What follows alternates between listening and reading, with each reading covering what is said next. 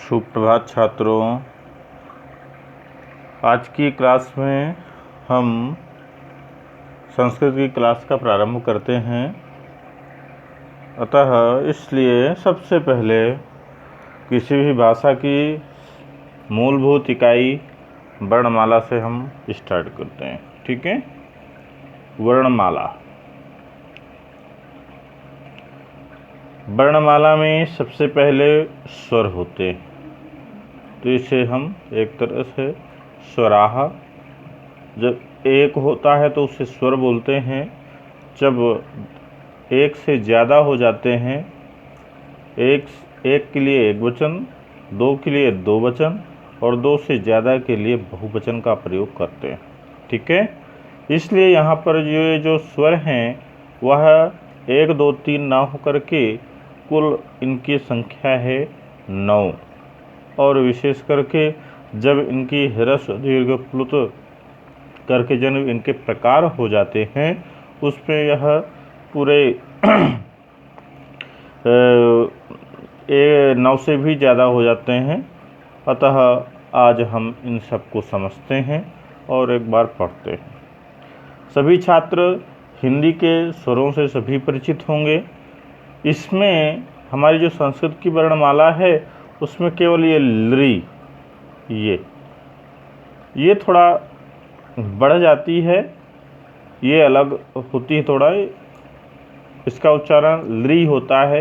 यह एक स्वर है, ना कि व्यंजन ला में री की मात्रा।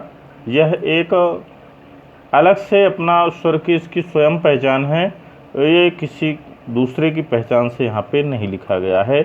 इसलिए मैं अपने छात्रों से अनुरोध करूँगा कि इसे ला में नीचे री की मात्रा नहीं समझेंगे, अपितु ये लृ समझेंगे। ठीक है। हाँ, अब जो स्वर होते हैं तो स्वर हमारे हैं मूलभूत 9 स्वर हैं। कितने स्वर हैं? 9। आ, ई, उ, री, लृ, ए, ऐ, ओ, औ। ये हमारे 9 स्वर हैं। ठीक है। इनमें जो आ होता है, आ स्वर है, उसके 3 भेद होते हैं। कौन कौन? ह्रस्व, दीर्घ, प्लुत। उसी प्रकार से सभी स्वरों के कहाँ तक? ये री तक सबके 3 भेद होते हैं। यानी ह्रस्व आ, दीर्घ आ, प्लुत आ। वैसे ही ह्रस्व ई, दीर्घ ई, प्लुत ई। ह्रस्व उ, दीर्घ उ और प्लुत उ। ह्रस्व री, दीर्घ री और प्लुत री। यहाँ तक तो जो ये जो 4 स्वर हैं, आ, ई, उ, री और लृ, इनके कितने भेद होते हैं? 3 भेद होते हैं। अपने हिंदी में भी ह्रस्व दीर्घ तो होते ही होते हैं सब में। प्लुत भी होता है, लेकिन प्लुत का प्रयोग कम होता है। अधिकतर हमें स्वर में ये दोनों दिखाई देते हैं, ह्रस्व और दीर्घ। संस्कृत में इन सबको एक ही गिना गया है, उसमें इसके प्रकार करके इसे बताया गया है कि ह्रस्व दीर्घ प्लुत ये इनके प्रकार हैं। ठीक है। इसी प्रकार से अब हम जब री को लेके चलते हैं तो लृकारोपि द्वादश, लृकार के 12 माने 12 भेद होते हैं। और 12 में जो है जो मूल जो 2 हैं, मूल ये 2 हैं। ठीक है। जो लृ इसमें ह्रस्व और प्लुत होता है, इसमें दीर्घ मात्रा नहीं होती है। लृ में दीर्घ मात्रा नहीं होती है। एच माने होता है ए, ओ, ऐ, औ। एच एक प्रत्याहार है। इसके अंदर 4 वर्ण आते हैं, ए, ऐ, ओ, औ। ठीक है।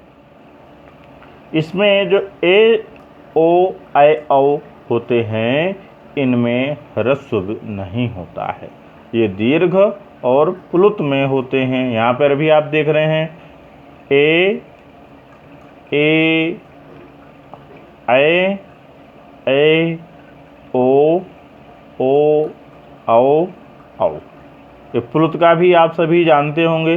प्लुत का अधिकतर उपयोग दूर के आह्वान के लिए होता है, दूर से बुलाने के लिए होता है, न कोई दूसरा कोई प्रयोजन।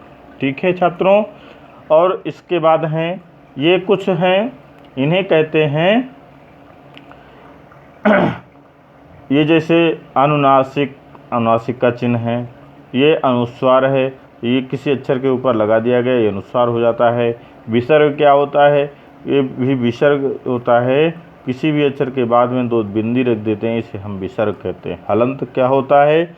जब हम शुद्ध व्यंजन वर्ण को लिखते हैं तो उसके नीचे जब तक ये हलंत नहीं लगाते हैं तब तक वह शुद्ध व्यंजन नहीं होता है। अतः छात्रों, आज हम स्वर वर्णों को ही समझेंगे, आप सभी समझेंगे इसको। हमारे संस्कृत वर्णमाला में कुल 9 स्वर हैं, उसके फिर अवान्तर भेद हैं। मुख्य रूप से हमें 9 ही जानना है और ह्रस्व दीर्घ प्लुत की भी जानकारी रखनी है। ठीक है। इस प्रकार से हमारे कुल कितने स्वर हुए? 9। और अनुनासिक, अनुस्वार, विसर्ग और हलंत, ठीक है, इनका भी हम प्रयोग अच्छी तरह से समझ लिए, जान लिए। ठीक है। नमस्कार।